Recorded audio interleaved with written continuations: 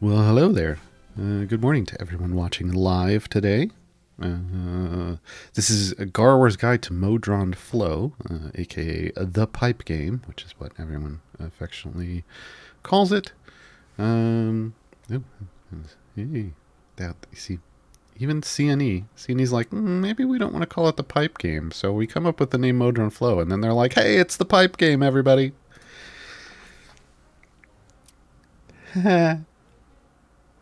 I'm Gaarawarr, the person making the guide. Last I checked, at least. I wasn't when I woke up this morning. One day, maybe I'll be somebody else.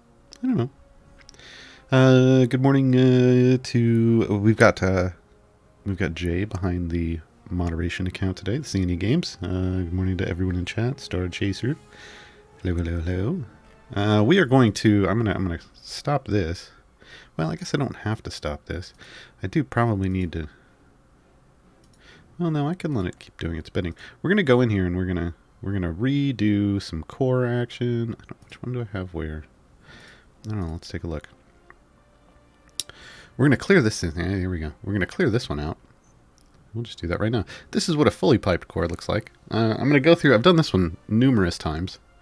We're going to go through and we're going to pipe out at least part of this one, so you kind of get the understanding of what it looks like to pipe that one out. Coming from, like, I've repiped that one so many times as I was leveling up, because at the time that was my only core. This one, however, I have never piped once. This is all I've ever done is shoot down and turn on automation. So I'll be piping this one from scratch. So that one may take a little while longer. So we will do kind of the general understanding of like what you're trying to achieve here, and then we'll go over and we'll pipe that other one, and if we have time we'll come back and finish this one. But that's what we're going to be doing today, so that everybody can kind of see, like, what's the thought process, what are your goals, how do you attack this, how many pipes do you need? I've got a lot. I've been collecting pipes, opening chests and collecting pipes since the Modron feature came out, so we're going to have a lot going on. Let me see. The Modron flow is when Jason raps about it on Bardic Inspiration. I don't know that Jason Charles Miller raps. It would be interesting. Yeah. Speaking of Bardic Inspiration, though, it returns on this coming Tuesday afternoon. So in the morning is a new show called Champions of Psychology. They do that with Trevor, Mitra Jordan, and the Dr. B from Take This. It's really neat. And then I have my own show on my channel for like an hour, sandwiched in between those two shows, called Idle Chatter, where we talk about Idle Champions. And what, people can come in and ask questions, just like, in the shows I do here on the CNE Games account, except there's, usually fewer people in chat, so it's easier to get questions answered and have actual conversations. And then we raid Bardic Inspiration. So I'm looking forward to doing that again. But let's see. Oh, and one thing, I do have a couple component chests, so I'm gonna clear this out, and we're gonna talk, like, when you start off with this, you get like a starter pack of pipes. When you first unlock, this is the first core you ever get. When you first unlock it, you get a starter core of pipes that will let you go. Like, this is basically the only section that you'll have open, and you can pipe into the automation and then into this endpoint and this endpoint. I'm kind of presuming a little bit here. I'm going to presume you've all watched Gaarawarr's Guide to Multi-Party and Modron Automation, and will have seen kind of the intro of what Modrons do, and I will have presumed you've watched Gaarawarr's Guide to Automation, which goes over familiars and Modron cores and how they work together to automate things. This is just, hey, how do I pipe this stuff out? That's what we're going to tackle here today. Stream sandwich and Gaarawarr's the meat. I don't know about that analogy. I don't know about that at all. So I'm going to pop open a couple component chests. Outside of that starter pack, the only way to get Modron pipes, like 99.99% of all Modron pipes you're ever going to get are going to come out of opening Modron chests. So let's open this up real quick. The reason I wanted to save these is to kind of point out that I'm going to open one and then I'm going to leave the others. But basically, you're going to get 5 pipes. It's all pipes. All pipes, all the time. And it can be random rarities, anything from white to green to blue to purple. And we're going to talk about what you're going to look for out of chests. Because just because this came up purple doesn't mean I'm like, yay! That's not really... You don't get excited about colors so much in Modron Flow. And we'll talk about why that is here in a bit. But we'll talk about that. Oh, I've got to go back in, of course. We'll talk about that after we've piped some out. So of course, with these, we could just throw some pipes, some regular pipes down, and get where we want to go without any boostage at all. But the idea is, like, regular pipes have no boosts. Greens have 5-10% boost, right? Like as their base kind of boost, this modifier.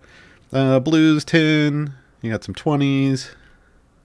You can get into some 5s, and depending on, as you'll notice, it's kind of like, it's a little random. Like, hey, here, this is a T pipe. This is a T pipe. Why is 1 5 and why is 1 20? They have, there's good and there's bad at every level. And then, purples, you got some 20s, you got some 40s, you got some 10s, and they have all kinds of shapes. You start off with just the base shapes. You get the straights and the elbows. These are your kind of your macaroni shapes, is what I like to call these, because it's basically, that's what you get. You get straight macaroni or you get elbow macaroni. This is our budget. This is our budget macaroni box right here. When you get into the greens, you get into directionality, which, if you look real close here, they're not always the most noticeable things, but there's little arrows. There's 3 arrows that point that this is a direction. So this one here, the flow will only ever come in from the top and go out the right. If you try to come in this right, it won't work.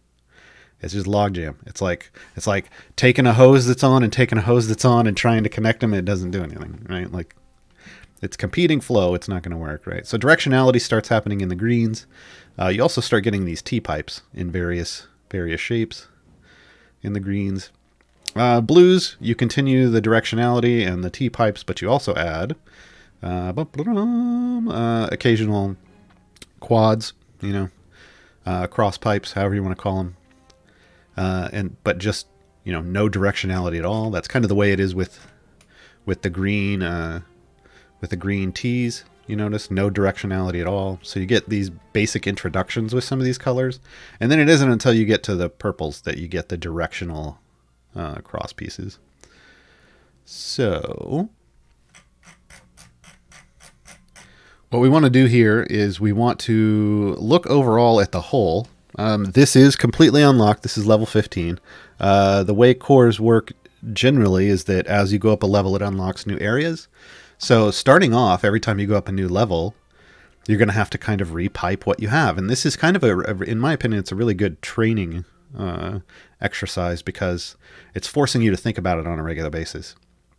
I haven't had to think about my pipe game for a long time because it's just been maxed.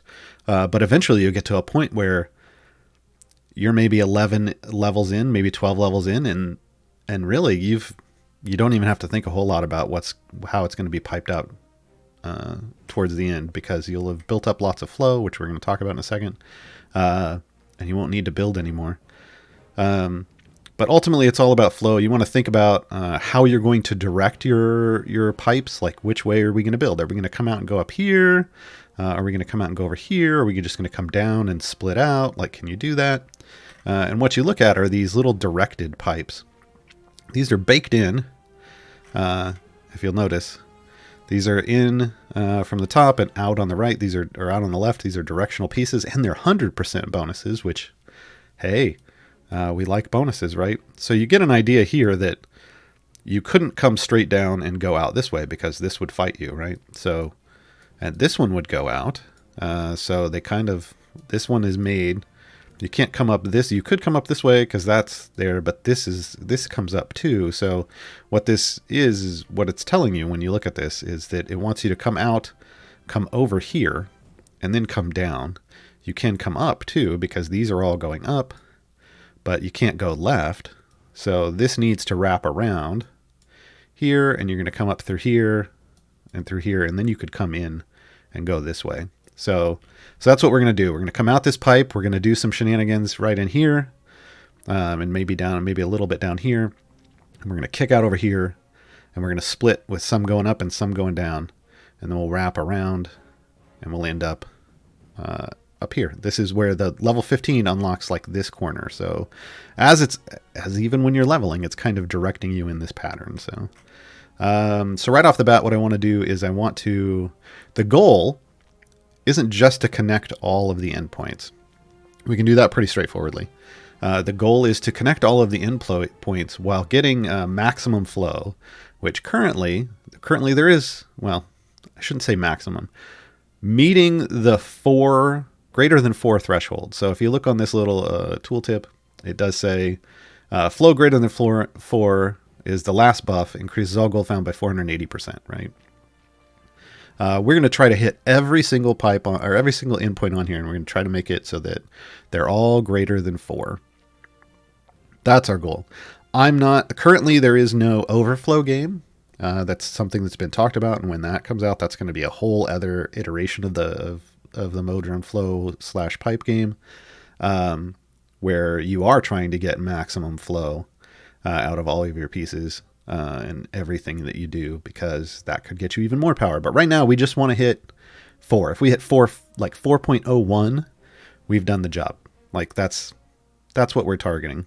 We don't need to get massive amounts, but we will build some massive amounts here, just so that we can skate on that as we start splitting and hitting all of these pipes. Because every time you break your flow up, like if you go in here with 100 flow and then we're splitting out into 2 outputs, well, now we only have 50 flow coming out of each of those outputs, right? Because, well, there'll be a little more because there's this 5% here. But imagine this is just a blank pipe like that. You're losing some of your flow every time you split. So we have to keep that in mind. So what we want to do is, we know there's lots of splitting up that has to happen right away. So we need to get from what our power starts at is 1 up to as large a flow as possible instantly right out the gate. And the way we do this, generally speaking, standard disclaimer for everything that happens in Idle Champions, there's no one way to do this. What I'm going to talk about is how to build buff boxes, which is generally what I refer to them as, ways to compress and compound your flow using directed pieces that are either like T's, corners, or X's, the crosses. We're going to do that to buff our flow to super outrageous amounts, and then split off and go crazy from there. However, there you can totally 100% legit. I've seen people do it. Get epic flow on this whole thing without really building buff boxes. So there are other ways to do it, but this is probably one of the easier ways. So we're going to come right out of the gate. I know what I want to do, and I've done this a bit, so many times. I want to come out and I want to use as much of this space in this major empty space in here to build out some buff boxes, but I don't want to split into this just yet. I'm going to wrap through here as I come across, and I'll split here, and I'll go all 4 directions. So I'll come in from this way with a T, with a cross, and I'll drop down, I'll go up, and I'll go here, and I'll kick into this pipe. Because you don't have to connect this pipe to anything. It just has to have flow going in. It doesn't have to have flow coming out to work. So I'm going to look at my crosses because I know what I want to have happen, and I need to see, well, can I make that happen? Because that's always the thing. This is going to look like that. With a non-directed piece like this, we're going to be kicking in flow from the left. When you kick into a non-directed piece, wherever your flow comes in, all the other outlets are out, period. You can't kick in here and kick in here. That's what directed pieces are for. So I know I'm going to pre-build. I'm going to throw this here because I know that's what I'm going to want. I also know I want to come out of this, and I want to T immediately. I'm going to build these out. I'm going to try to build it out with purples first because I want to maximize my flow. So I'm going to hop in here to the little filter right here. And I'm going to play around with this. I want directed pieces only. So I'm going to filter, and I want it to look like this. Boom. So now it's only going to show me this kind of a T that's got directed. Hold on. So using the filter is a big deal once you have a lot of pipes. So I want down, and then I want out left and out down, right? So I want 1 in, 2 out. Do I have that anywhere? I do, right here. I have it in a blue. I don't have it in a purple, so we're going to do it with a blue. So my flow automatically comes out. It's been magnified by 20%, but then also split in half. So I'm getting a 0.6 flow out of each of my outputs, which is just standard. I immediately need to wrap around this corner because I'm going to have to come in here. And we don't have any like curve here type pieces, which would be a cool addition to the flow game. We only have things that use up whole blocks. So immediately I'm going to want to switch into this. I'm going to want to wrap this corner, and I'm going to buff. So I only have that available in a green. So I'm going to take the green.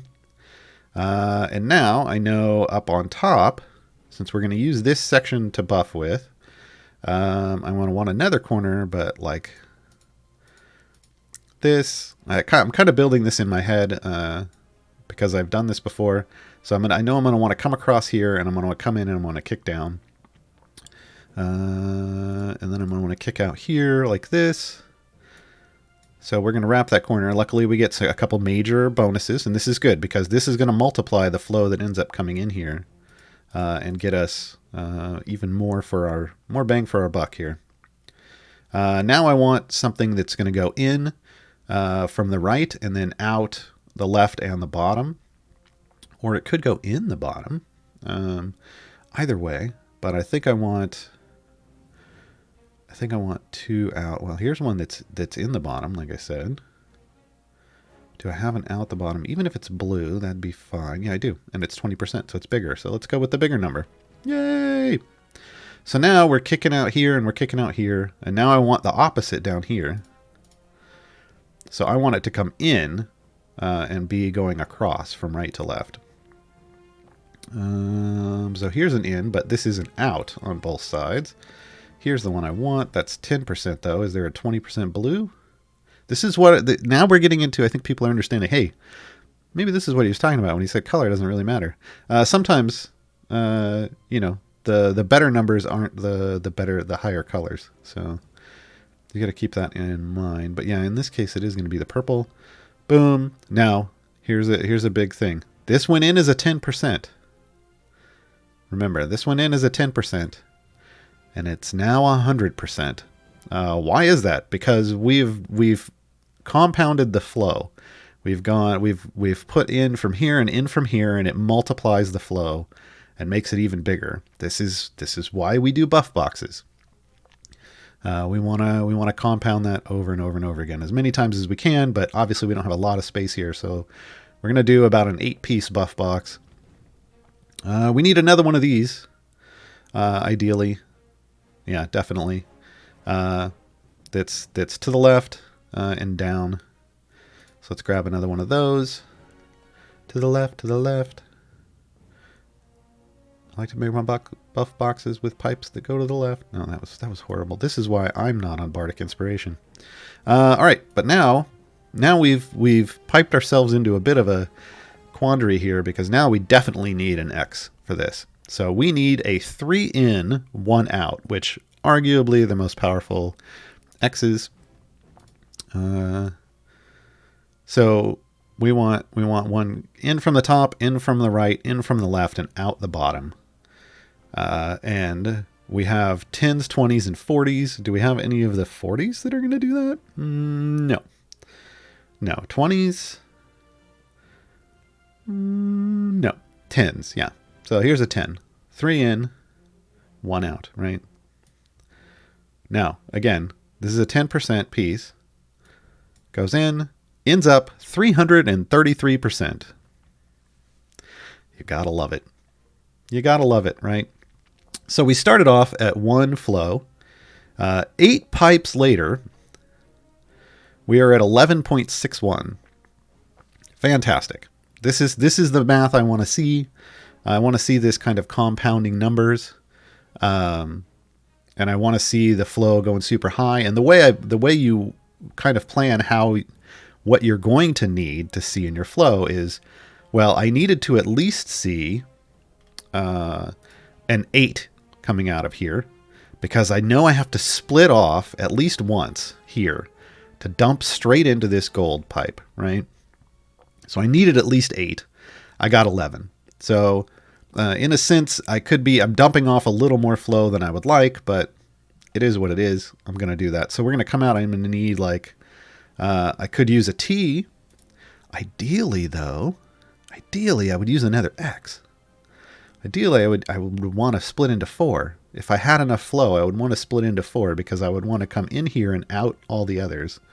Yeah, that's not gonna happen though.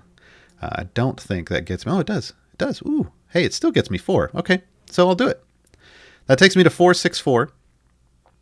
And as you'll see, you see the little bubbles. The bubbles are coming in from the top. They're going out the other 3. So I can use an undirected that way. But do I have a directed? Oh, that's why I wanted to turn automation off. Okay, we'll just turn the goal off. Nobody saw that. Wave your hand. Nothing to see behind the curtain. All right, do I have a directed, though, that's an in and a 3 out? I don't know that I want an... Well, yeah, an in and 3 out isn't going to get used in a whole lot of places. And I've got one right here. Bum, ba, bum. Now, this does make this darker. Like, you'll see different shades of purple. It doesn't matter. All you need is 4.01 or greater right now. But the higher the flow, the darker the color. So now we're at 542, and the reason I wanted to get a little more, I wanted to get some directionality because that would give me more boost, and I want more boost at the moment because I'm going to immediately dump into another buff box right here. I'm going to do a 6-piece buff box. 6-piece McNuggets. That's, oh man, no. The buff box. We want a buff box, not McNuggets. All right. There we go. Just got to tell it to filter again. Sometimes it doesn't want to. We're going to wrap around this corner. We're going to get to do some shenanigans right here, but then we're going to need to dump up from there. So again, a lot of this is mapped out in my head when I'm looking at it. You can just kind of throw pipes in. A lot of times when I started out, I would just start with the plain white pieces, the bargain macaroni pieces, and I would pipe it out with the macaroni in only and throw the lowest level pieces in just to get kind of a feeling for where things would go, and then go from there. I think that's a good strategy if you don't have tons of pieces, so you don't get frustrated with it. You can at least kind of see what you want to do that way. All right, we need another T. As you know, we need to go in and then we need to go up. Do we have? So we're coming in from the left and out everywhere else. There's one. There's one. Hey, and we're already back to some purple flow, even though we split over here. And then we're going to need another T up here. So we're just going to click. I love this filter thing. This stuff was added a little later on, as was the saving. And it's just the best. It's just the best. It makes this so much easier. Instead of having to scroll through all your pieces, and you can trigger the layouts. You can do it any way you want, but I love just being able to look specifically for what I want when I know what I'm doing. Here's the 10% version that I want. 2 in, 1 out. Is there a 20%? No. Okay. There we go. And we're going to do one more of those, because we're going to continue that flow right on through here. And look, you notice those jumped again to 100s because we're compounding the flow. So what did we get to? We had dropped to 542 coming out from 2 angles, right? And now we're up to 46.64 with a 6. That was just a 6-piece buff box. That's what we want to see, right? This is those nice numbers. This is what we want to get. As we keep doing this, it's just going to get, we'll hit a buff box at some point that's going to get us into hundreds, and we won't really have to worry about buffing for a while. Now, this is the nice part. I can just filter out. I don't need a magnifying pipe there. I just need that. I also don't need major buffage to come up here because I'm coming out of this with 18 flow, so I can throw a cheap pipe here, and that turned on automation. That's all I had to do. I don't have to have it kick out into anything. So don't think you've got to split out of here into this. You can come up and wrap around again. It's totally fine. And then I can just dump straight up here, and voila, I've got now 3 right away. The first 3 pipes, full epic flow. So I'm going to come over here. Ultimately, we'll come back to this because I want to have time to try to pipe that other one out. And we're gonna do the other. We're gonna do the other one, and this is probably going to be one of the longer tutorials that we're doing because there's a lot to go over. But the idea now is to come over here, and then you've got to dump in here, and then you want to wrap around here, and then split here and come down and get everything with some buffage in some boxes down here, and building. One of the things is building this into a buff box. This too, if you can. Before we kick out over here. And this is where you'll end up with just ungodly amounts of flow that you can just go work with forever and ever and ever. But we want to go look at the strong core. So that first core is referred to as the modest core. I don't know if I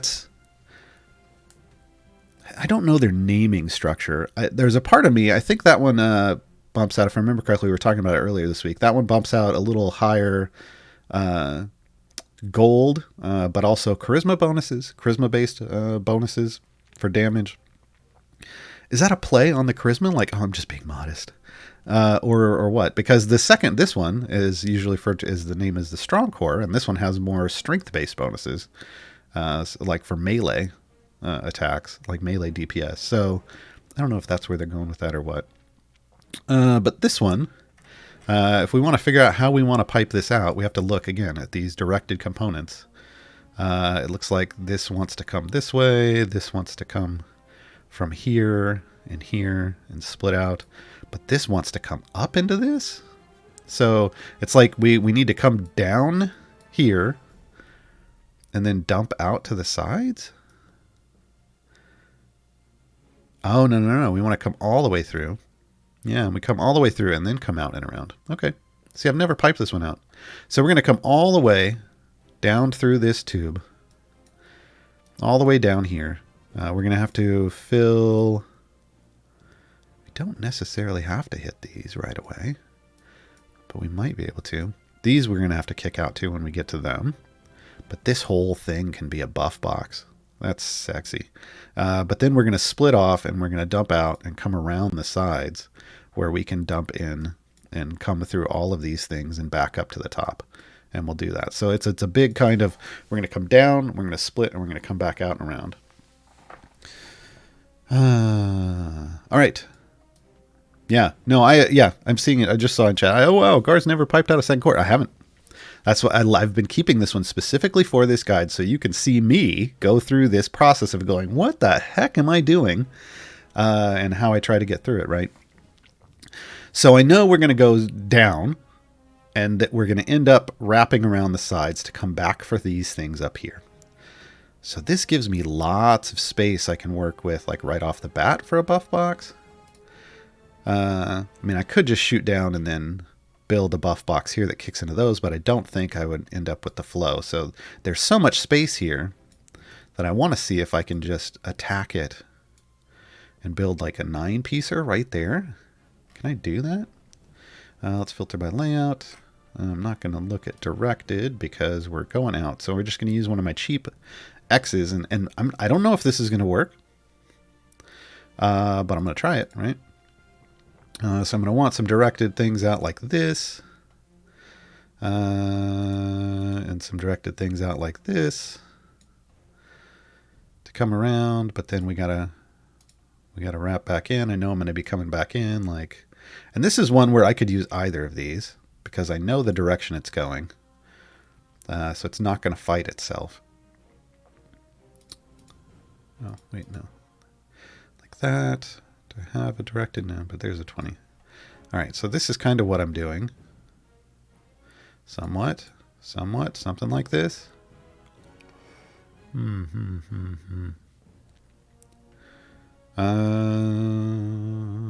I have anything that would even remotely? Well, yeah, I mean, this could happen again. Because again, it's just kicking out. Then we would need inputs from the T, so in and down. That's in and up. That's, yeah, that's in and up, in and up, in and down, like that. Boom. And you see this one, this jumped from a 5% to a 50%. We like that. So let's do the other side. Let's see what I got.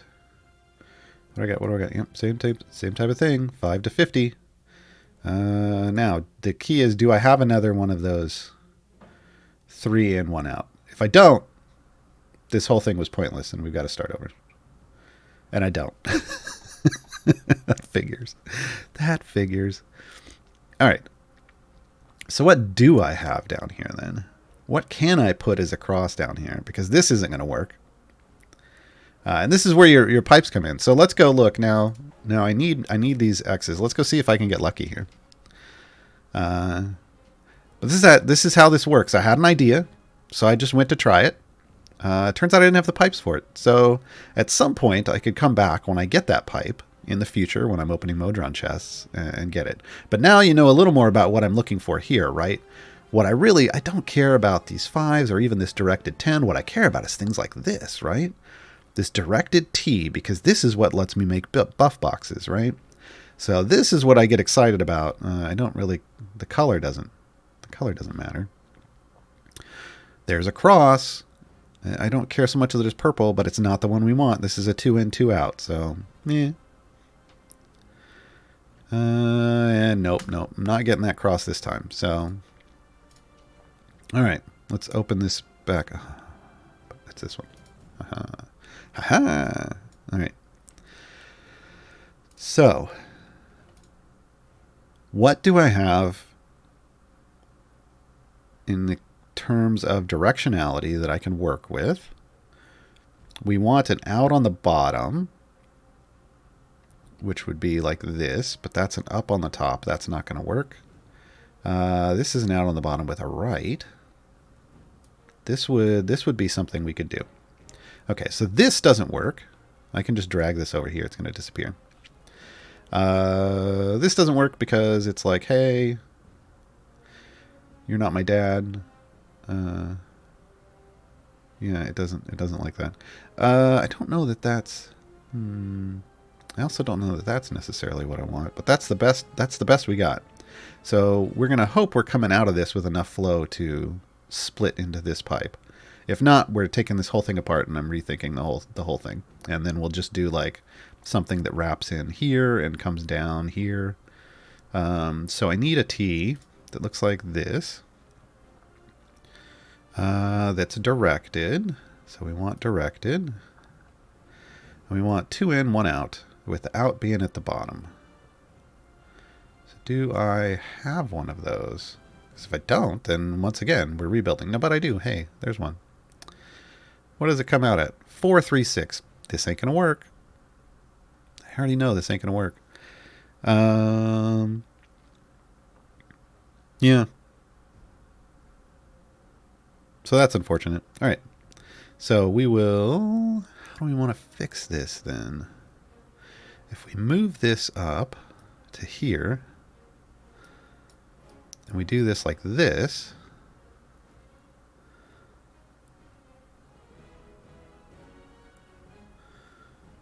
Got to come up with some other way. This goes out here. So we're going to come around this corner. Again, back into my headspace, trying to figure out how I'm going to make this work. We're going to need to come across, and then we'll do like a T. And I want an in and an out, and then we're just going to come down this side. So I need a T that's in top, in left, and then out the right. And I got one right here. So boom. So now we've kind of solved this problem, right? Like we're still using this 9-piece scenario over here. We're utilizing less crosses because we don't have the ones that we want. I need to fix this. I could tell because there was no flow going on there at all. How do we want to do that? Right there. Is that the best pipe? Yeah. There. Boom. So now we're magnifying again. This bumped up to 200%, which is how we know it's working now. And now I need a 2 in, 1 out again, right there. Boom. And now we are at 9.2 flow. Hey! Now we could split off and hit that if we want, but we don't want to. What I do want to do, because I think what's going to happen is when I come out here, I'm going to come up and I'm going to come over here, but I'm going to split around here and then I'll pipe these two on this wraparound. So that'll be something that I come back and get, right? So there. So we went from 1 and went to 9.2. That's a solid jump. I like that. Obviously, as you can see, it could have been a lot better, right? If my original headcanon for this for this pipe layout, if I'd had the pieces, we'd be looking at like coming out right here with some major flow. It would have been a lot better, but we didn't do it, right? So there's always room, there's always places you would have room for improvement. You can always come back and do that later, but in a lot of cases, you don't even need to. In a lot of cases, you don't even need to. So we're going to come out, and I'm going to just be super greedy right now, and I'm going to try to create another buff box. And I'm just going to keep, I want to buff right down through this, all the way down here like this, and then wrap this around a corner and combine there. Let's see if I can get this greedy. I don't know that I can. But we'll find out together. So we need ins from the right and down. So I've got some right here. We're going to need it like this. I need a corner up here, preferably directed with a big buff. Yeah, looking like that. And then we're going to need a T here with this same situation going on. And boom. So we went from 9.2 to 41.29. I could dip right into this. I could. This is apparently bugged. It's not giving me a tooltip. None of these are giving me tooltips. Okay. So apparently this whole pipe this whole core for me is bugged and isn't showing me any of these tooltips. Oh well. I could dip right into this. I know it's a health buff, though. I could dip right into this, but I'm not. Again, I'm going to be greedy. I'm going to come up out of this, split maybe 4 ways into that. Ooh, a 4-way split. Well, but I should have a lot of flow by the time I get here. So yeah, we'll come back for that. So we want to just dip straight into this, and we don't need anything fancy for that. We just use a straight pipe. Now we've got automation back on for this, and we're going to come out of the automation with that same 4129 into another 9-piece buff box. I don't know. I already know I'm getting greedy trying to do this. Am I going to be able to pull that off? Doubtful. But we'll see what happens, because what this requires is it requires that 3 in, 1 out right here, and we just don't have it. So it won't be a 9-piece, for sure won't be a 9-piece, but we can, no, that's not the flow I wanted. That's the flow I wanted. No, that's the shape I wanted. We're going to do this. And we're going to do this. And we're going to T. Yeah, because I don't have the X's I need. So I've got to get creative like we did up here where I kind of teed off the finale. I need to split here. And I think we'll wrap here, and then we'll come in with a T so that we're out. So yeah, let's do it that way. So we're going to do this like this. I don't necessarily need directional, and I'm running low on directional pieces for buff boxes. So I'm going to throw in just the 5, just a standard 5, because that's fine. It's going to kick out plenty of flow. I've still got 10 here, and we're good. And I'm going to wrap that corner, hopefully with something that's a decent multiplier. Yeah, there we go, 20%. That's all I needed. But we're going to corner this as well. Ooh, this requires a cross, though. It may be that we gap this middle. I don't think I have. This is a... Well, that's a 2 in, 2 out. I might have a 2 in, 2 out. Let's go look. Let's go look. Wow,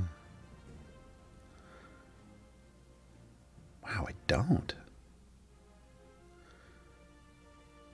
Not the way I need. No, I've got some... This is a 3 in, 1 out directional, which is interesting. It won't work in this scenario, but that is interesting. 2 in, 2 out the other way, but that goes up. I need down. Yeah. Oh, this would do it. If we flip this around, this is what I want. So let's try to do this the other way. Maybe? No, that's still going to require... I'd wanted it like... Yeah, like that. This is what I want. So we'll just have to do it the other way because that's the piece that I have. Hey, we figured it out. All right. So then we can still use just an undirected because it's just generic. Again, it's going to go in wherever is closest to the flow input, and then it's going to kick out to both. So that's fine. We're kicking out at 10. We're kicking out at 14. This is going to be a nice combine. We can do we're going to do a corner piece here. Because again, if I were to do like a T here, I would need an X here, and I don't have that X. So we're going to wrap that corner. Again, it can be undirected because it's following the main arrow, which is here. Oh, geez, 56. We're up to 68 here, and 10 over here. So when this combines, this is going to be nice. And we'll combine it down here with a T, kicking out to the bottom. So we need a 2 in, 1 out. I got one here at 10%. Do I have a 40%? I do not. Do I have a 20%? No. Okay, 10% it is. Ba-ba-bam! We built our 9-piece buff box. Wasn't ideal. It wasn't exactly what I wanted, right? Ideal would be lots of X's. But those are the hard things to come by. And boom, we're at 160.74. So at this point, we can easily kick out the bottom, split off, dump into these. These are going to be, maxed right away, and kick out, and then we would want to build some buff boxes over here, potentially, just for a little bit, but, we want to direct up into this and kick into this and yada, yada, yada. So let's see. I don't need multipliers in here, right? I just need this, and then I'm going to need a T to break. And this is a great place for a major multiplier, like this 40%, because we're sitting at 160.74. So why not multiply that by 40%, right? So even though we split, we're still at 112, right? This is why that nice multiplier is good. And actually, you know what? I do want a directed pipe. Let me see what I can get. Do I have a 40 down? I don't have a 40. I got a 40 up, but not a 40 down. I got a 20 though. There. Just to maximize what we're getting here. 135. Okay. When you do have a lot of flow like this, it is nice to maximize it. Let's throw another one up here and let's see what we end up at. 162. Hey, all right. So 162 coming out around the corner. That's nice. And then we can just shoot some blanks straight down here. If we want to come back later, for some reason, this is, like I said, this is where I start using just the white pipes, just for just because if for some reason later on I need more flow somewhere, I can always come back and add it here by going directed with some of these multipliers, right? Like here's a 40 multiplier. I got 3 of them. I could stack 3 40 multipliers here and end up with some pretty nice flow, right? So don't be afraid to do that. Actually, you know what? Let's just do it. We're gonna multiply.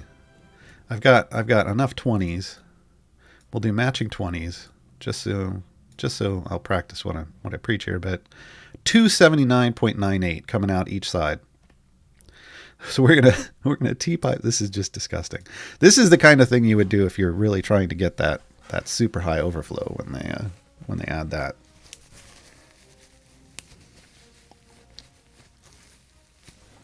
One moment. Allergies, yay. All right. We need the T. I don't need a directed here. So I'm going to unclick that. I'm going to use this 5% because it doesn't matter. This thing's going to be super high. It's not even going to tell us what it gets to. Oh, 293.98. Yeah. We don't even... Oh, wrong button. That made me want to dismantle things. We're not getting into that.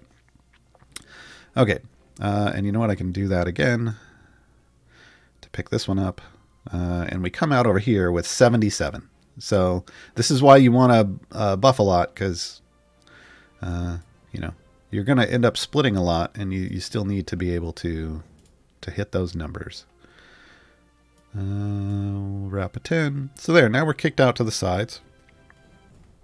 And now we kind of have to pick like one side or the other to work on. I think this... Oh, hey, now it's working. Why is it working now? But it wasn't earlier. All right. Anyway, this is health of enemies reduction. It's another gold find. Reduce the amount of gold required to level up champions. Yeah, health. So, yeah. We're seeing lots. Ooh, what's this one? Oh, dexterity. Nice. Okay. Gold, more gold. That's intelligence. Okay.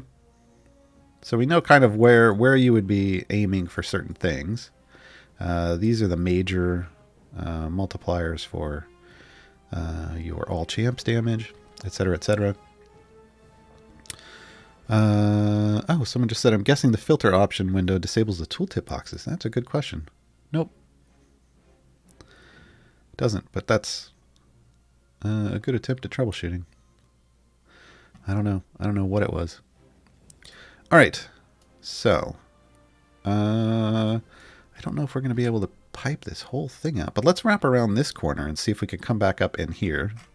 We'll do that part first. We're going to have to split up a lot through here. We definitely don't have enough flow to not worry about buff boxes ever again.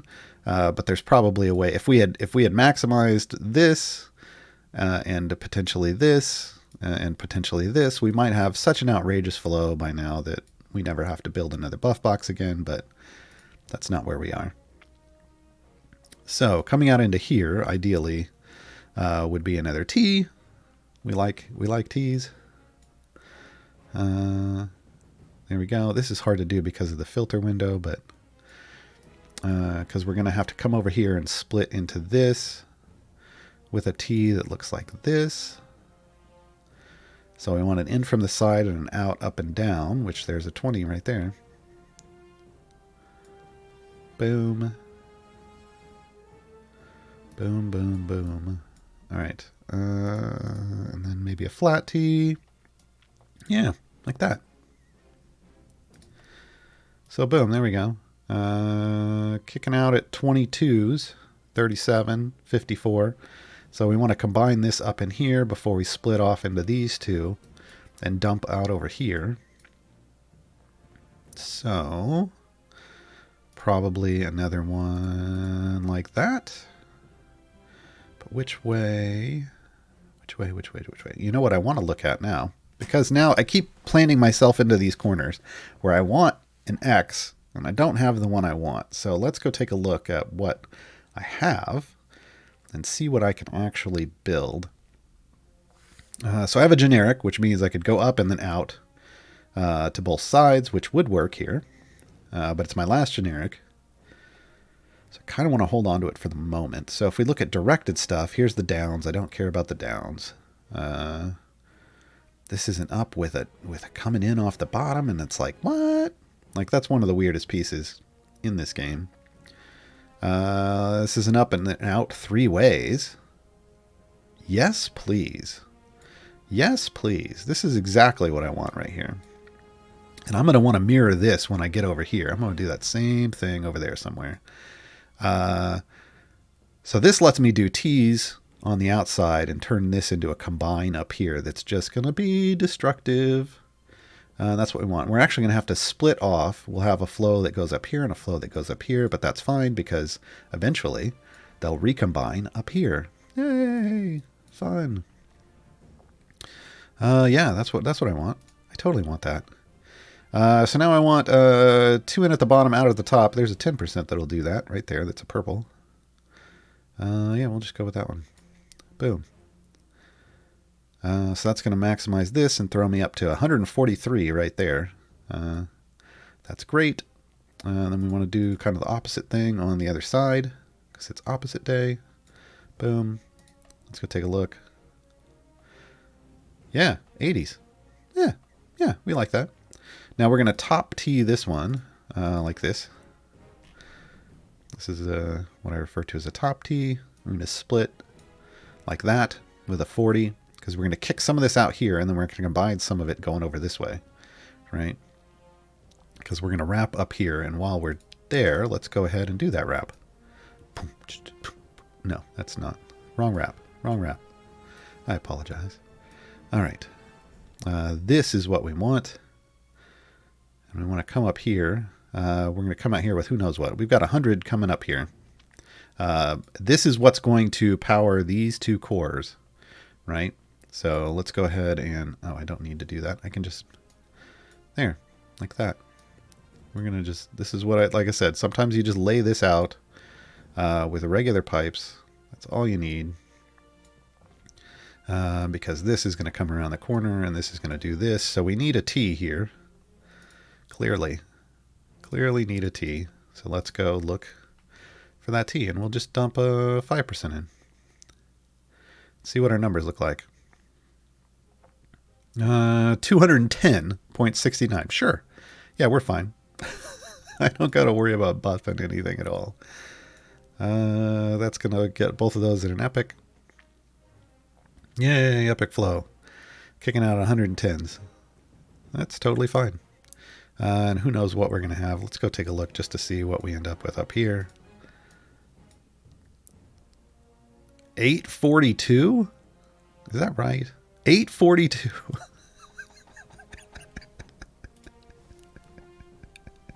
Oh, wow. Okay. Yeah. Maybe they call this the strong core because the flow gets real strong. I don't know. That's disgusting. Okay. Yeah, we'll keep going. We need another top T for down here. Wow. Okay. Math, folks. Math is fun. Ideally, we go directional. I'm still kind of trying to maximize this because if we can get to the point where I don't have to build flow ever again, that's great. Then we just use lots of white pieces to fill everything out at the end. But for now, let's keep multiplying. Oh man, so lucky. I do have that piece. All right.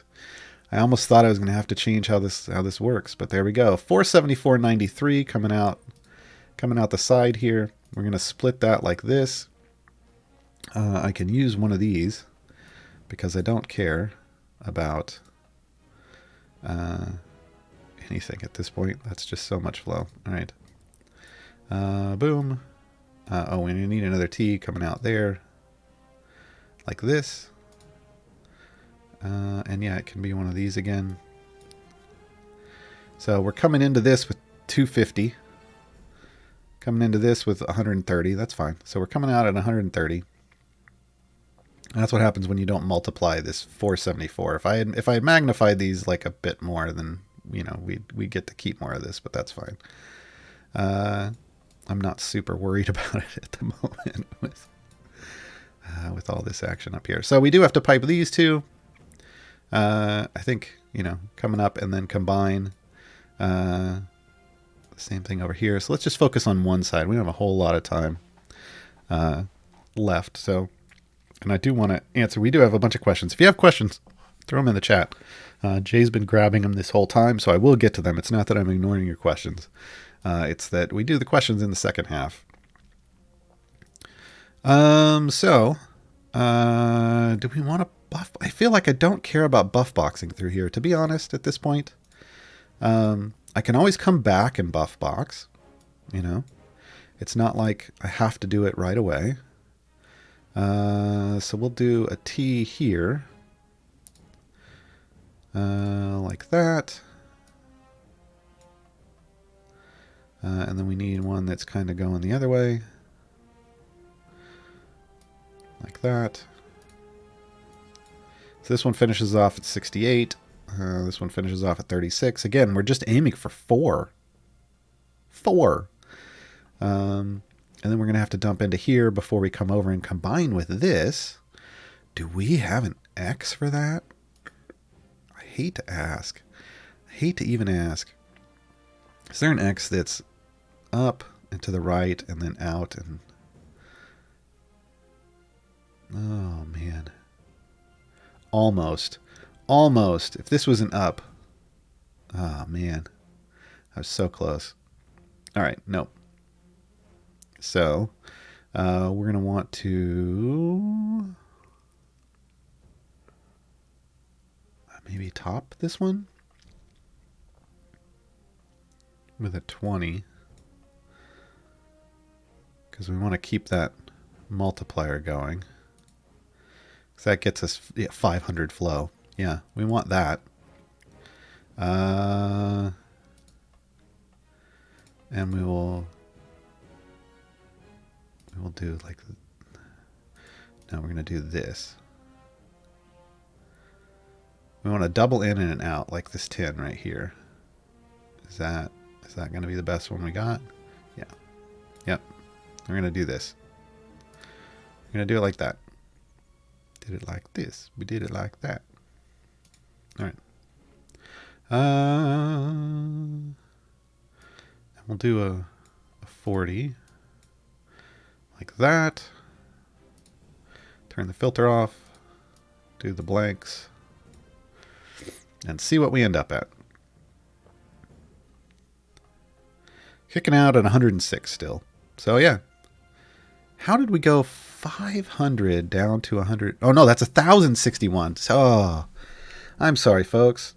I'm so used to seeing 3-digit numbers that I didn't realize that now we were looking at a 4-digit number. Wow. And look, to me, I'm wasting a lot of space here. Like, there's an argument for a T here that builds into a buff box and stuff. So this core has a lot of potential when they add that final overflow feature. If that ever shows up in the game, this core has the potential for some serious overflow. So we're sitting at 1,061.84. I want to finish piping this side, and then we'll call that a guide. So we're going to kick in here because we do need to hit this, and I know I'll wrap there. So we'll T up here, and we'll wrap around the corner here, and then we'll T across this. And then we'll corner, shot, corner, and that'll be that. So we just need those T's. You just need those T's. So we'll just dump a 5%er there and a 5%er there, and we'll call it a pipe, and we'll see what it ends up at. Give it a second. 1,114, 585, 585. Yeah. So that side, done. And then we basically just mirror that over here if we want, right? Like, we just piped this out. We know how this works. This side, basically the exact same thing, right? You know, and that's why this, if people wonder why there's this box up here that you can't do anything with whatsoever, it's because it's literally a mirror, but they moved this pipe, they moved this thing so that it doesn't come in from there. And they just didn't remove this extraneous little nubbin.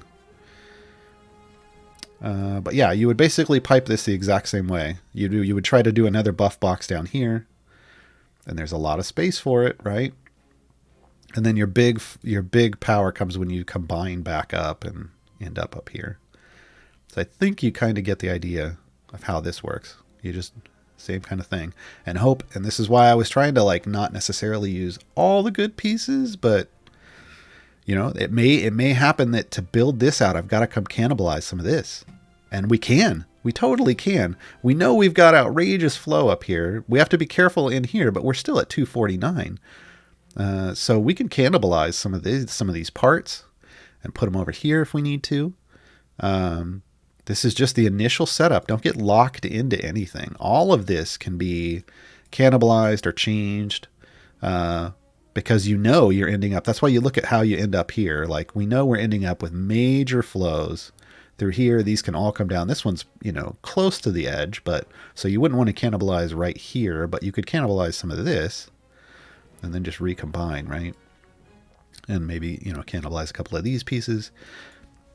Just tear stuff apart, put it back together again. That's kind of the whole point. And before you tear it apart, you know, you just come over here and you hit save, right? And then you just give it a name like test 1, and you save it, and that's going to show up over there, right? So I have one that was just automation, which I'm now going to delete because I don't need that anymore. Now I have test 1, and it's going to show you, like, it gives you the colors of everything. And now if I want to click and just clear this out, and I could start over from scratch if I wanted to, but I've still got this one I can load back in. So yeah, these features made it super nice to be able to fiddle with things. So definitely use that. And this is what you'll get, right? I'll have to finish these. Yeah, these take so long to do, especially when it's even when it's not the first time. The other one we only got a little bit through, but you know, that's kind of the thought process you want to go through. You want to think about, hey, okay, can I use this space to maximize my flow? Now, obviously, you know, we used a lot of pipe. Oh, man. Yeah, that was it. Okay, we used a lot of pipes early, and you're like, well, it didn't go up that high, but you know, going from 1 to 9 early on is super nice. What did we end up with? We ended up, oh geez, that global 1, which is your that's your all champs damage. That's looking at what? 8,352,000% bonus so far, and I'm only half piped. Well, maybe 2/3 piped. Yeah, global 2, 685,000. Yeah, wild buffages already. Looking pretty good, looking pretty strong. And then you know, you got to do this with both pipes. But basically, the first one. You kind of cut your teeth on learning how to build buff boxes with this one and learning how to kind of plan out how you're doing stuff. Again, we want to start here. We want to kick out. We want to come down and around like this. This will go up and down. So we build some buffs that point up and we build some buffs that point down. We wrap back around, fill these in, wrap all the way through here and come back around, and then you can combine your flow up here if you need to. There's multiple combines. By the time you get up here, you're super high flow like we were on the other one. But that's kind of your target, right? Until they add different kinds of pipes. Like I would love to see something that's like this, but that has an elbow here and an elbow here, right? So you get 2 pipes. So you could put this in and you can wrap around a corner here and have a corner right here. Like that would be neat. I would love to see an X that isn't a blend, but this is instead an over-under, where one's on the top and one's on the bottom. So one could cross and the other could cross, and they don't mix or blend or anything.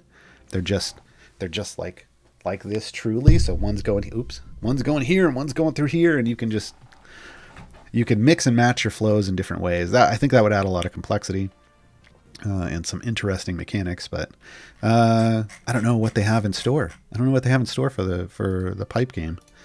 So we're just gonna have to wait and see. I know the only thing they've really talked about is, adding cores, adding more cores, because every time they add a new party, they're going to have another core for you, so you can automate it.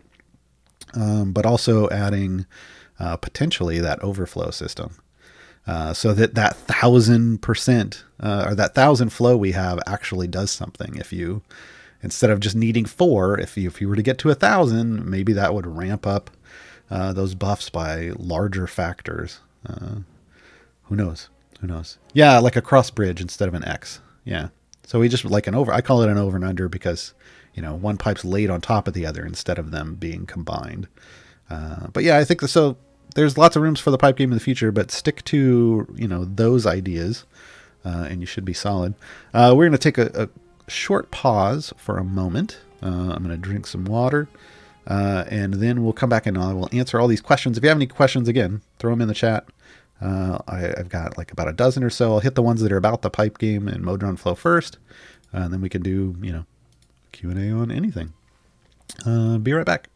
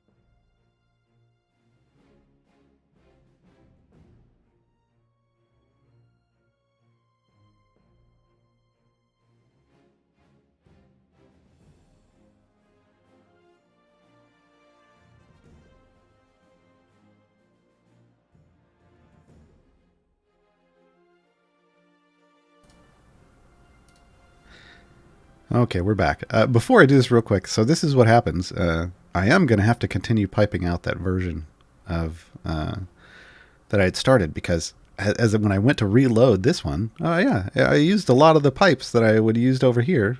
Like you can see a gap here and here and here, piping out that other core. So, yep, I cannibalized myself. What I just need, no, there's one here. I might be able to put this back together again. Potentially. There's only a couple missing pieces. Yeah, maybe we'll do that in a bit. Questions. A Honky Tonk Hero. How many chests did you have to open to be able to max a core? Maxing a core hasn't...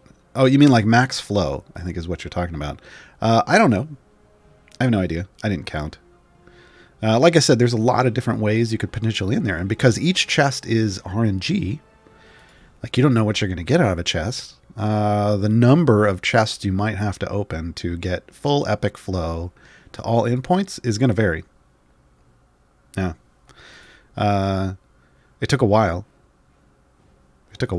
By the time I hit about level 10 or 11, I think I had full epic flow at like level 5 or 6 for the number of for the endpoints that I had. -1. I think this one I had to come back for later. But then by the time I hit 10 or 11, I had full epic flow everywhere, and I was easily able to finish it out as it leveled up. But that was buying 3 chests a week from the patron shop, right? I don't know how many weeks it took, but every week I buy all 3 patron Modron chests, even now. because I know there's a third core coming, right? Like that has been teased. Third core, they're just, as soon as they get multi-party mode to a point where they can add a third party, then, we'll have a third core. Where do I use the Modron pieces? Here. If you haven't unlocked this, I saw that question. We're going to jump ahead. So unlocking Modrons, you have to make this adventuring parties button show up. So how do you do that? If you're a brand new player, it isn't even here. This is queued off how many extra champions you have. I almost said event champions, and that's not true. It's just extra champions. So you start off with 12, with one champion in each slot. And then as you get extra champions, like whether they're evergreens, like Hitch, that you get from going up here and clicking in the newsletter and signing up for the newsletter, and then you get Hitch, then you would get an extra champion in that slot. So once you have an extra champion in 6 slots, this button will show up. Just so that you know that there's an extra thing that you can start working towards. Now, you can't get your extra party and unlock Modron cores until you have an extra champion in all 12 slots. So minimum 24 champions. So that's, you gotta pick all those champions up from events when they happen. You gotta, get your time gates on. Go grab those evergreen champions from the campaign. Grab Hitch from the newsletter. Grab, Dritz, Dazaka, Dragonbait, Alcoria out of the campaigns for free. And then that's how you get to this. And then once you have an extra in all the slots, you'll be able to do an adventure called Split the Party, which would show up like right here if I hadn't already done it. It's an interesting adventure. It's challenging. I have a kind of a video walkthrough of it on my own channel in the highlights. You can catch it over there. I unlocked it on like a 2-month-old account, but I kind of walk through the process of playing through and the decisions you make for each level on that. Once you do that, though, they give you a Modron. They give you your second party. They give you your first Modron core for free, which is the one we were just looking at. This one. This is what you start with, and then it's all about leveling up that core. And you get XP on your core, 1 XP for every level that you clear with this core in that party. So it's best to throw it in your active party, this is your active party when you have multi-party mode. I name mine Gem Farm Active, and then I have Gem Farm Background. Background progresses slower, so you don't want to put the core back there to start, otherwise it's going to take forever to level up. Question for after you pipe both cores. Which core did you find more challenging to pipe in? The first. Yeah. B.A. Billy G. Definitely the first. The first is definitely more challenging. That second one, man. Just all the flow. Yeah, it's wild. When using a Modron core and you do a new run, Havlar will show imps spawning but will not count towards anything. You have to hit the ult again to make it work. Is there a fix for this? I don't know. It sounds like a bug. Submit a bug report. Like you submit a ticket, come down here to the bottom, hit support, submit a ticket, and Sean will take care of you. I don't know.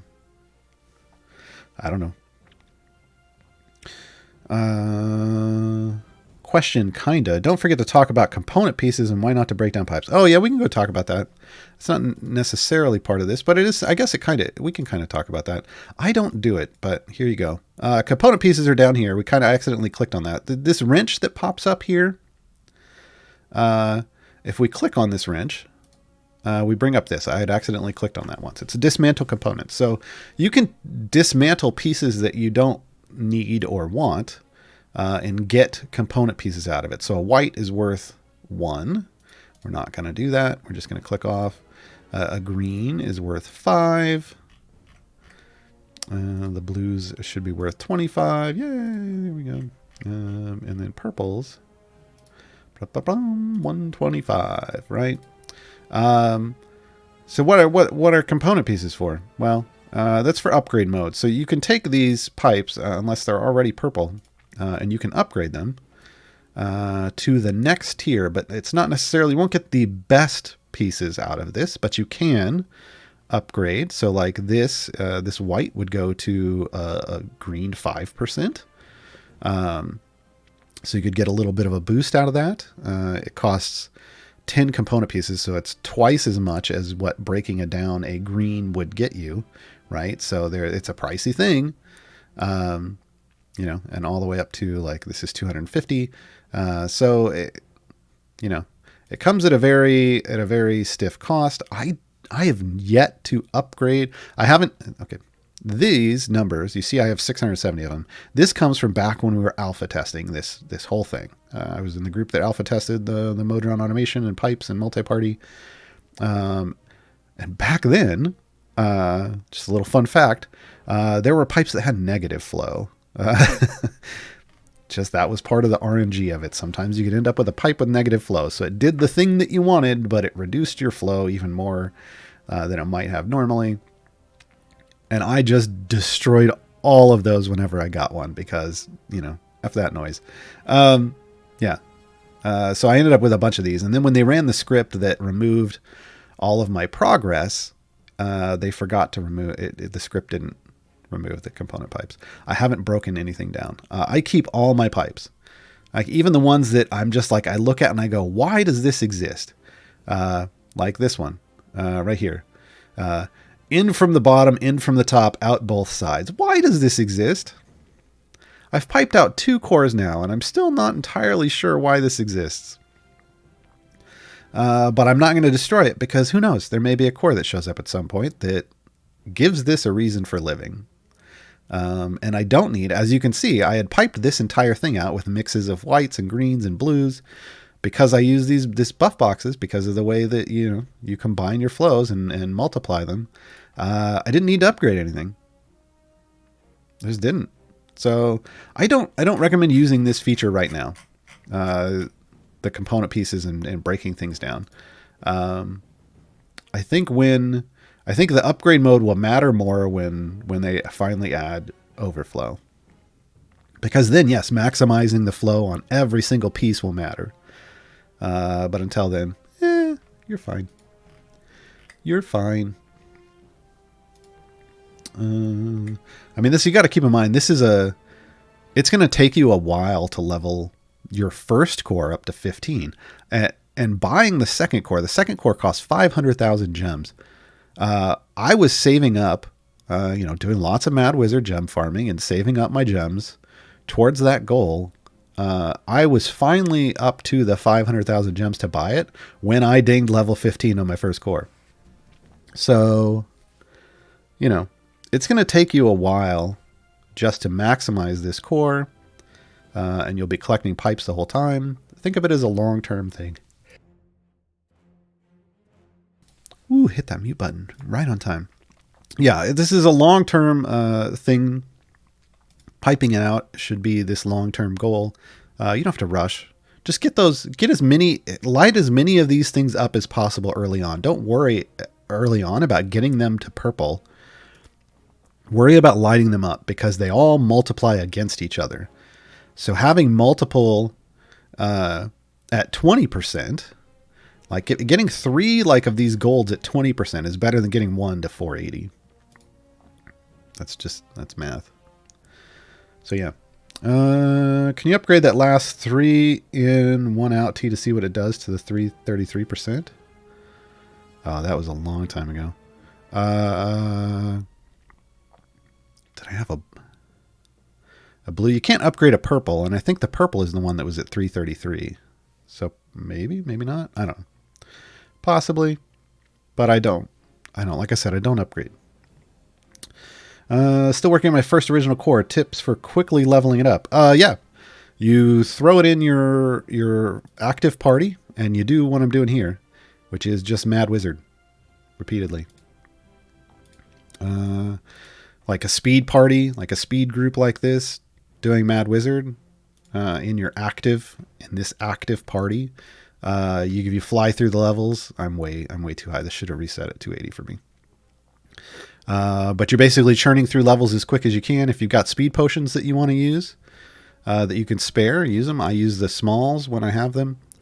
And then I did before. Now I don't need to, because they're both maxed. But, that was a good burn for some extra, speed potions if you wanted. And then just to try to level it up as quickly as possible. That's what I did. And that's generally speaking, that's what you want to do. I only have a core in the background party because I had put the fully leveled up core in my background party. And I was leveling up my second core in my foreground party. So 280 is a very specific number. Any particular reason? Yeah, that's the whole thing about Mad Wizard. You set your reset to variables of 30. So in terms of the levels, because levels repeat every 50 levels. So 30, 80, 130, 180, 130, or 230, 280, et cetera, et cetera. And you figure out on your own. You have to figure out your own personal insta click kill limit and put it there. I actually think mine is. I think I can get up to. I think I can clear 330 insta click killing, but I just backed it off to 280 because. Because for patron challenges, most of them are, based off 250s, so it's just easier for me, and I don't have as many wasted levels if I set mine at 280. But yours might be 30, or it might be 80, or it could be 580. Like everybody has to figure out their own. Where do you enter the newsletter codes? I got a code in my email, but it won't let me enter code into the chest. I mean, if the code went in your email, you go here and you go up here to unlock a chest code, and you put it right in here. That's where the codes go. What is that Modron? Where do I get it? Like I said, the first one, the strong one, you get this one. You get just by finishing Split the Party. So unlocking multi-party and Modron automation. This one, you buy for 500,000 gems. Besides buying chests, is there a good way to get better pipes? No. Nope. You get one chest every time you level your core up. So you get 14 from each, 14 from your first core, 14 from your second core. You get one from each patron. So when they add more patrons, you'll be able to buy more. But there's each week you can buy one for 5,000 of their currency. Each patron offers one. I guess, yeah. I mean, we can come over here. Chests. Hey, you can buy packs of Modron component chests if the graphic wants to load. It doesn't want to load. There we go. Boom, boom, boom.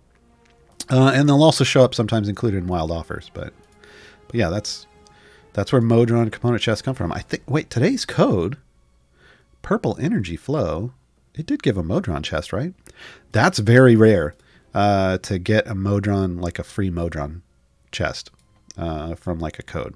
There have only been a handful, and I think most of them were on my guide shows. So yeah, I wouldn't rely on that ever. Is upgrading the pieces ever needed? Yeah, we kind of talked about that. Maybe, maybe not. I personally don't think right now it's necessary, but because I don't think the gain you get is worth what you potentially lose, especially early on, because early on, you're really not going to know what kind of pieces you need and what you don't. I mean, if we look at just what I have available over here, like I've got 10 of these straight 5s, but and here's 11 of these, 10 of these. So that tells me maybe I don't necessarily use a lot of those, but that doesn't mean I'm not going to at some point, right? So yeah, I just feel like it's a bad idea early on. And I wouldn't even get rid of, extra whites at this point because I use a lot of them. You can see them out here. When they add overflow, yeah, all of these are going to get burnt. But they won't give you a whole lot, right? Because you'll want like directed, upgraded percentage pieces. But keep in mind, like, yeah, these are 5s. These are the low end of what you can get. So when you're upgrading this, it's only ever going to go to this. It won't go. You can't upgrade into a directional. You can upgrade directionals into other directionals, but you can't upgrade a white into a directional. So you just got to keep in mind, like, how you're going to do that when they add that. Right now, not super important.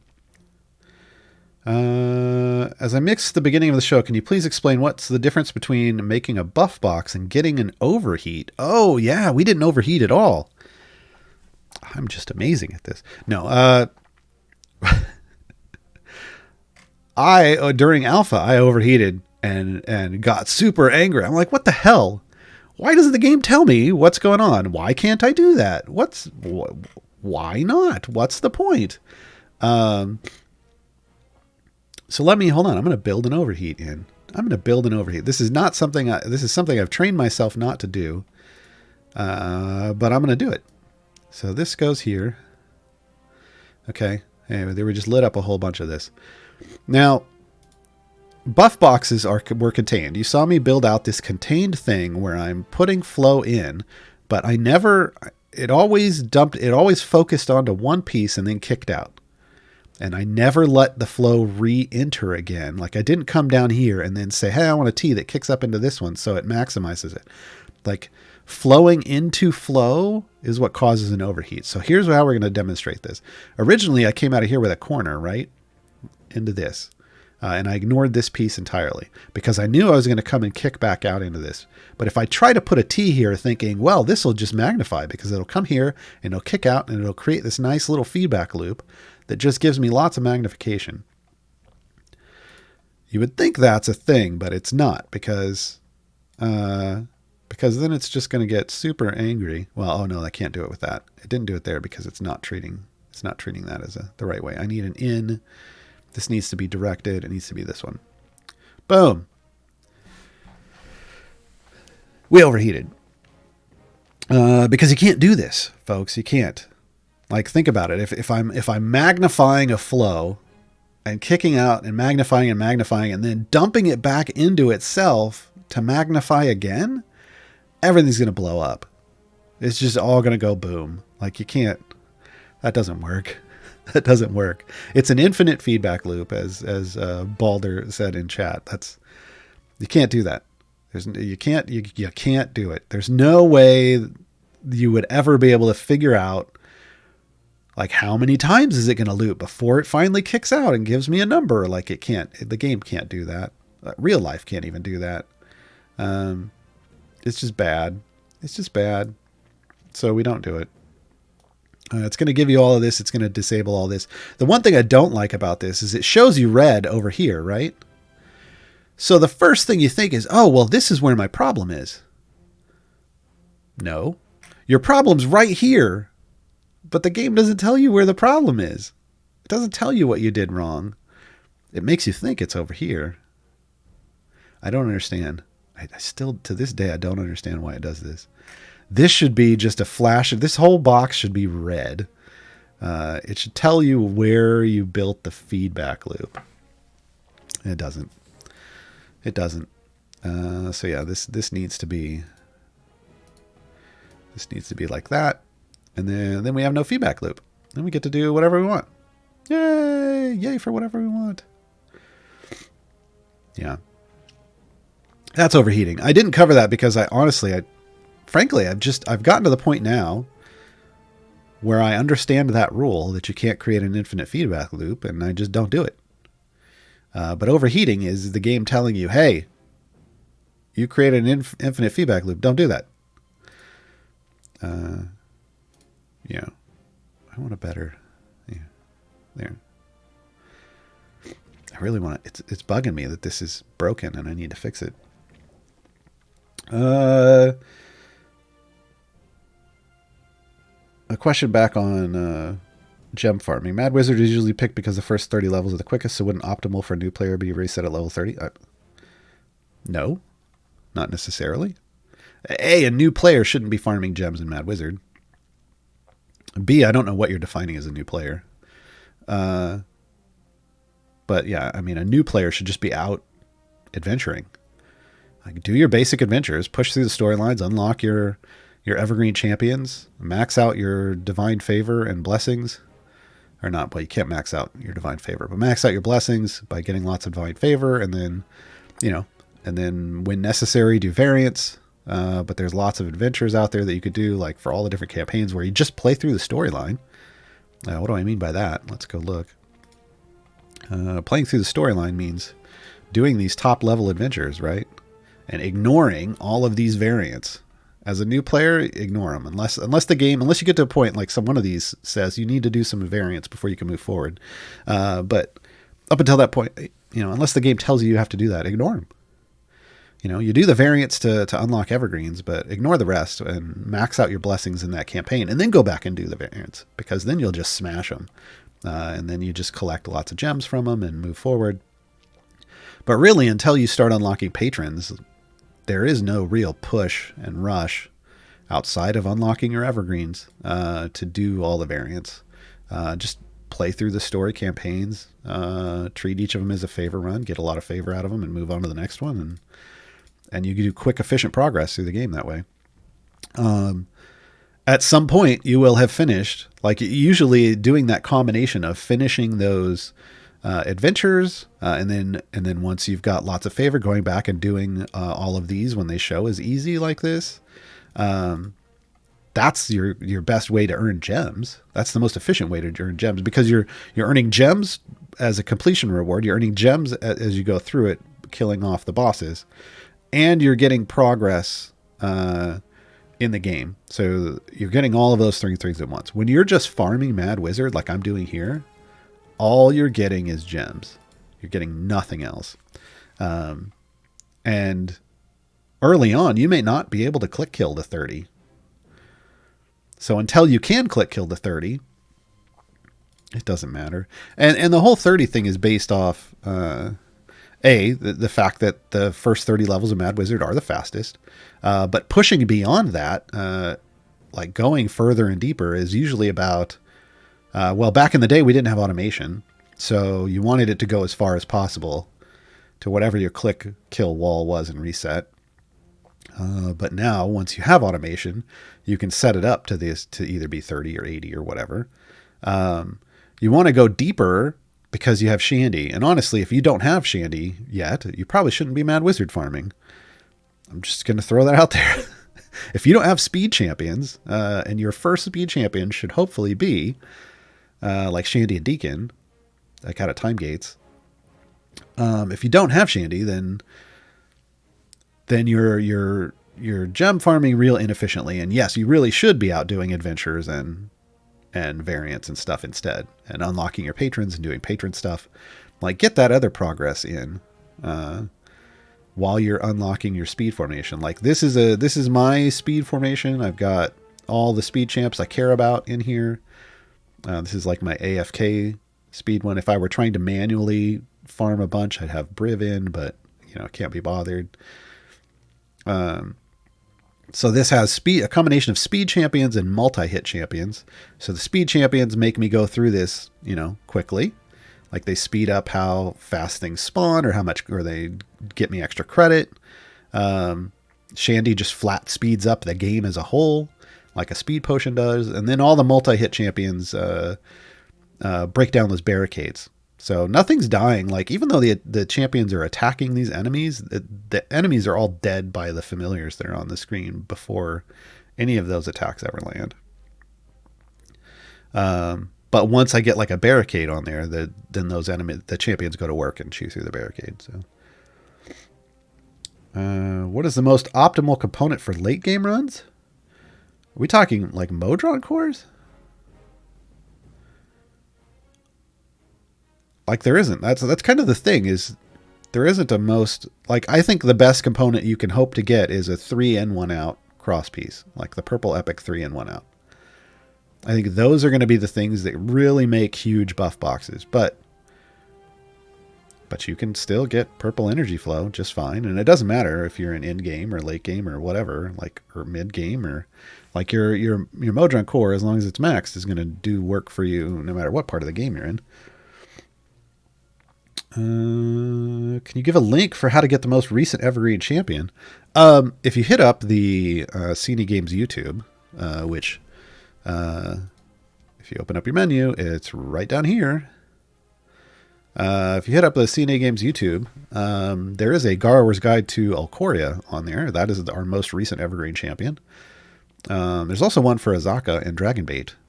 So, yeah, that's 3 out of the 5. Like I said, of the current 5.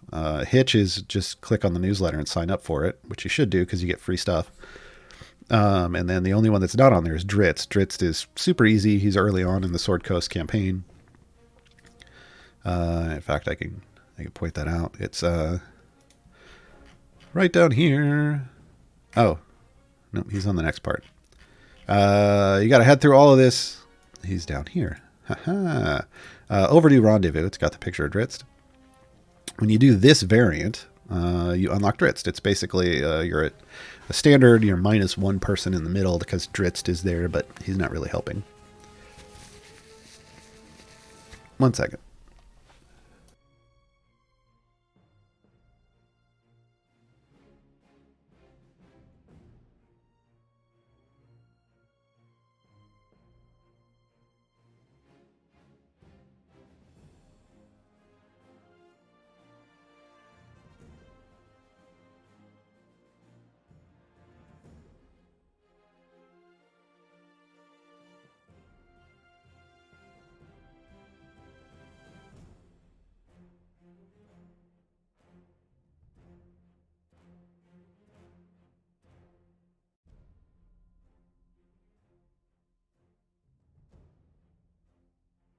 Woohoo, I disappeared. All right, back on. Hey, all right. But yeah, so Dritz is the super easy one, so I didn't make a guide for that because you get him like he's basically the first, what I think of as the first milestone in the game that you should get. This weekend, yes, I'm just going to say this so that I'm forced to do it. This weekend I will post kind of the Gaarawarr 2020 wrap-up. And that's kind of when I'm talking about milestones. It'll have a list of the milestones that we did for that and kind of what was determined roughly, generally speaking, by myself and the rest of the people that were tackling that to be kind of the efficient way to kind of play through as a new player. By no means do you have to do things that way, but if you want to shoot through and efficiently unlock champions and level up and gain power, that seems to be a good way to do it. So I will do that in a bit. Seeing someone say screen's gone fuzzy. Not for me. So maybe on your end? None of the things I have say my screen is fuzzy. Do you think it's worth beginning patron runs while still farming Avernus favor? Avernus is real hard to max out. So yeah, you're going to need that power from patrons, from patron perks. Up here, boom, perks. You're going to need these global blessings or global perks for whatever ones you have. I think when I hit Avernus, I had Mert and Vajra open, but I didn't have a lot going on here.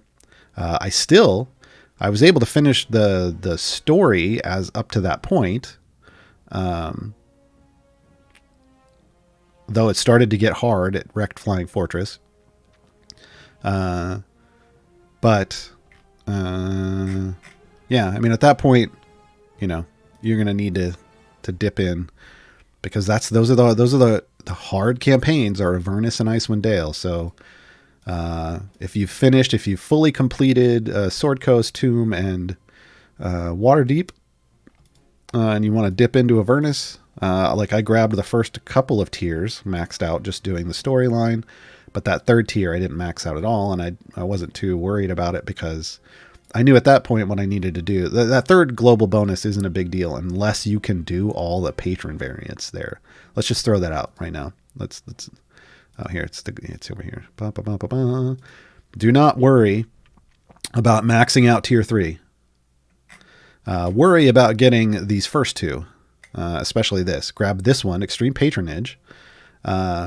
To help you make your runs quicker, like for getting your patron currency, but then dip out because this doesn't matter. These are going to help you obviously for doing stuff in Avernus, but this one isn't going to really. It's not a big buff starting off. It gets bigger the more you do. Like it says, for every Avernus adventure and variant completed, and it counts patron versions. So until you have the power to really go through and start knocking out the patron variant versions, or versions of variants, it's not going to be the biggest buff ever. So I wouldn't even worry about this early on. I would grab these first two and then dip out to Icewind Dale. Oh, no, Icewind Dale. And grab this. If you can, and then hop back, and then just dive full on, head on. At that point, that's kind of where I ended up with the Marzowar challenge. So the new player account I made. At that point, I was just like, okay, it's full on, head on into doing all the patron stuff, like doing as many patrons as I could to build up perks and get influence, and like that's basically where you are at that point. I think that's kind of mid-game, like solid mid-game, is you've completed the first 3 campaigns, you've grabbed all the evergreens, you've fiddled around with Avernus and Icewind Dale maybe, but now you're like, okay, now I've got to knock out all the variants in the game, so then I can then turn around and do all the patron variants. That's kind of, I think, where what we decided is when you're solidly into the mid-game, and then in-game is I've knocked out. In-game is, you're in in-game when you've completed all the Mert and Vajra stuff, and all you're doing is banging your head against like challenging Strahd stuff. You're in this solidly in the in-game at that point. Did the stream crash in the middle? No. Nope. I just got a Zaka and recently unlocked Patron. Should I start looking at Patron quests or continue working through the adventures? So I'm guessing you unlocked Mert, probably. Maybe you unlocked Mert and Vajra at the same time. I unlocked both of them at the same time. I think you need to have multi-party mode. You didn't mention that. I think you have to have multi-party mode. That's kind of the goal first. Multi-party and Modrons, so that you can throw a cheap background party at trying to complete the normal base variants while actively doing stuff in your foreground party, because you have to. Patrons are a super time sink, and if you don't have a background party to assist with that, your progress overall in the game is going to grind to a halt as you try to do all the patron stuff instead of just, doing the basic stuff. It really means patron challenges each week, like this whole list. If you're trying to do through all of this, man, the background party is going to help out a lot. And you just can't necessarily do all of this right away. It's gonna be a huge time sink to do this for whatever patrons you have locked each week, because you have to do that every week. And I think it's a good idea to potentially look at how quickly can you do it. If you can do it fast, great. But if you can't, go get power. Go get more power in some other ways. Like patrons are one form of power for you, but you still have your blessings. If you haven't gotten all of those, you've got pick up your Evergreen champions, so you have options for all of those variants. Like having a wide champion pool is important. Once you start getting heavily into patron variants, you can get through normal variants with a fairly light pool, but once you hit the patron versions, because of the restrictions that are placed, you still have the same variant restrictions, but then you've got the patron restriction on top of that. You got to have a solid pool of champions. So I don't know that you necessarily rush into that. There are other things you can do in the meantime, unlocking multi-party and Modron, so you could start leveling up your Modron. Your Modron's a lot of power. A fully epic flow, we didn't talk about this, a fully epic flow Modron core, like the first core that you get for free. That gets me at least 100 levels of progress. Straight up. I can have it not in, I can be using an empty core, get somewhere, hit a wall, throw that full core in, and go another 100 levels before I start having any trouble again. So it's nothing to shake a stick at. It's a big chunk of power, so starting your way down that path is solid. And then but then you've got to buy the chests, so you have to do a little bit. You got to balance things. You got to balance the time you spend doing patron chores to get your allowance to buy Modron chests, and time gate pieces with actually making progress in the game. And I don't know that there's a way to create any kind of efficiency guide for that or anything other than just telling you you've got to decide what's important to you at that point. And target it and know that this is something you're going to have to sink time and effort into. And that's kind of why the Gaarawarr challenge kind of stopped once we hit patrons, because there isn't really an efficient way, like some way that you can go, well, here's your milestones and here's the best way to go through this. Like it just becomes super subjective there. Are there any variants you haven't been able to beat yet, Gaarawarr? Yeah, there's a couple. Oh, there's Strahd stuff. Let's close out of this. And pull up Uncle Strahd. Okay, so everything's done in Sword Coast. That's the new stuff in Tomb. I don't think there's a problem there. I don't think there's a problem here. I think, yeah, here's where we start getting into problems. Show of Strength is one of those adventures where I don't know that it's doable right now with a formation. You might be able to click your way through it with lots of favor. I haven't done Extreme Heat just because I want them to fix it first, just so I can do it once the way it was intended. I haven't tried these. I don't think. I can't remember. I don't think I tried this one. I don't think I tried either of those yet. But I did the Icewind Dale stuff. Okay. So some of these, it kind of comes down to, I've been trying to, this is like they dropped that batch of 10 new variants on us, 2 for each campaign, and I just haven't played through them all yet. I've been playing through them on my stream, so we've just been doing a couple a week. But yeah, I think there's a couple Strahd variants that are, I know I finished one with click damage that we were just, when I was playing through it, I thought I was beating it with the formation, and then I realized, oh no, your formation can't even create this kind of damage. So there's a certain point where some of the I made a joke on Twitter about this week, where click debuff or just favor in general is kind of the square hole that every piece fits in right now. All the challenges they throw at us, you can, if you have enough favor, you can just click through. Not all of them, but most. The vast majority. So yeah, it comes down to either having lots of favor or some things just aren't doable with the current limitations. So whatever the version was, that there was the variant where you can only use Evergreen champions, and then you have a restriction on top of that, and then Strahd's restriction on top of that, and then it was like I had maybe 6 champions out, and there just wasn't enough power there. Wasn't going to happen. Do you not use 4 familiars in your ultimate bar, or do you not worry about it because of the bug that does not save familiars on it? I didn't know about that bug, so I don't do familiars on my ultimate bar because I'm mad wizard farming, so everything's dying to click damage. So I wouldn't need familiars on my ultimate bar. Again,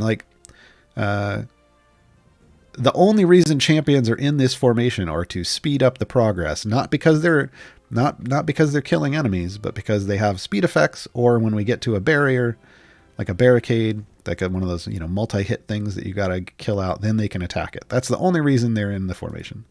They're not the ones killing things, and setting off ultimates wouldn't kill things either. So, how did you use Social Grace Strawberry? If that's the one we're talking about, is Social Grace the one?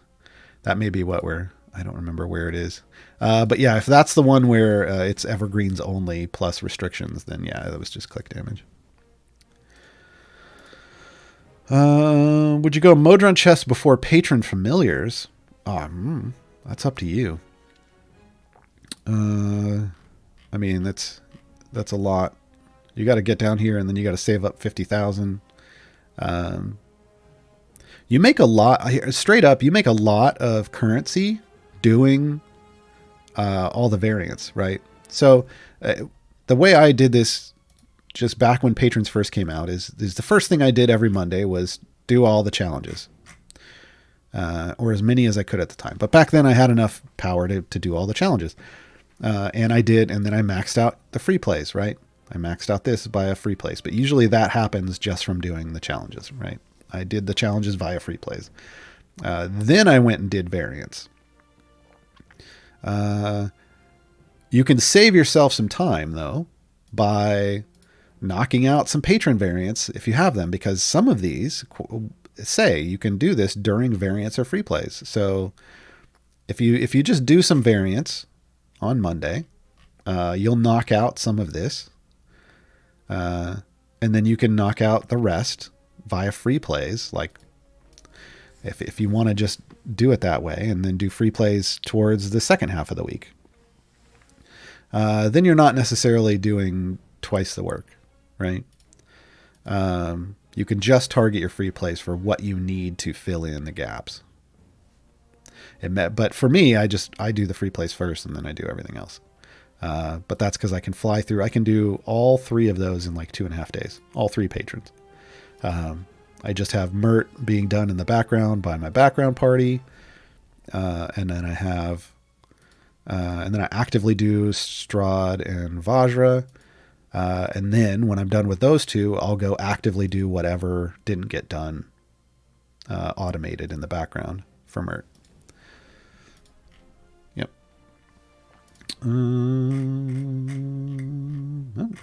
Hey, that's all of our questions. I'm reading a lot of guides, and there's so many words or topics I don't understand because I'm not far enough yet. Yeah, you might be biting off a bit too much at once. A bit, possibly. I try to go through, like I think if you start off looking at kind of what I have as 101 guides, if you go there to the subreddit, I have a lot of things at the beginning at the top that I label like, something 101. So like formation strategy 101, bud 101, progression 101. Those are more of the entry level, explaining all of the different systems, so that you can kind of get an idea of what people are talking about. And then there's all of these guides on the YouTube. So anything under the playlist that says Gaarawarr's Guide. It's not Gaarawarr's Guide to Everything. Gaarawarr's Guide to Everything is the Q&A show on Fridays, where it's basically just 2 hours of what I'm doing right now, which is just answering questions you ask. But there are now like 20 directed Gaarawarr's Guides like this, deep dives into systems, or there's a couple that are just on like difficult patron variants, and we talk about how to tackle that. But consuming those as you run into issues is kind of a good idea. Have you and Dylan selected a topic for next Saturday? Yeah. Uh-huh. We had our planning meeting for a number of things. How far out did we plan? I've got the next 4 weeks planned. Next week, spoilers, cover your ears earmuffs if you don't want to know what next week's thing is. I don't know why you do that. We're going to do Gaarawarr's Guide to the Heroes of Erois. So we now have all the Heroes of Erois in the game. So we're gonna talk about all of them at once. We just did last week. We did the Companions of the Hall. So I like talking about how these champions work specifically in their group. Like if you want to build a group around that, and then try to add things and just play thematically. You can play the game that way. You can do all the stuff in the game, attempt to do all the stuff in the game with Companions of the Hall as your main core formation if you want. And you can do that with the Heroes of Erois. So we're going to talk about that next week. I'm not going to spoil what's coming after that though, but we're going to do kind of similar topics for a few weeks. But again, kind of in this same vein of reviewing groups of champions. Because That's fun. Do the patron perks apply to your party even when that patron is not active? So some of them do and some of them don't. They make it real straightforward here. They tell you local and global. Now, they don't tell you what that means. Yeah, maybe they do it in the FAQ.